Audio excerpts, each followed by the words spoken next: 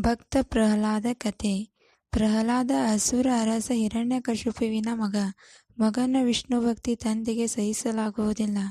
ಎಷ್ಟೇ ತಿಳಿ ಹೇಳಿದರೂ ಪ್ರಹ್ಲಾದ ವಿಷ್ಣು ಜ್ಞಾನವನ್ನು ನಿಲ್ಲಿಸದಿದ್ದಾಗ ಹಿರಣ್ಯಕಶಿಪು ಮಗನನ್ನು ಕೊಲ್ಲುವಂತೆ ಅಪ್ಪಣೆ ನೀಡುತ್ತಾನೆ. ಆದರೆ ಪ್ರಹ್ಲಾದ ವಿಷ್ಣು ಭಕ್ತಿಯ ರಕ್ಷೆಯಿಂದ ಏನೂ ಅಪಾಯವಾಗದೆ ಉಳಿದುಕೊಳ್ಳುತ್ತಾನೆ.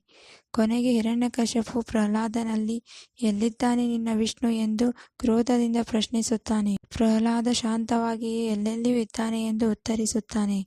ತಕ್ಷಣ ಹಿರಣ್ಯಕಶಿಪು ತನ್ನ ಪಕ್ಕದಲ್ಲಿದ್ದ ಕಂಬವನ್ನು ತೋರಿಸಿ ಇಲ್ಲಿದ್ದಾನೆಯೇ ಎಂದು ಪ್ರಶ್ನಿಸುತ್ತಾನೆ. ಪ್ರಹ್ಲಾದ ಹೌದು ಎಂದಾಗ ಆ ಕಂಬವನ್ನು ಒಡೆಯುತ್ತಾನೆ.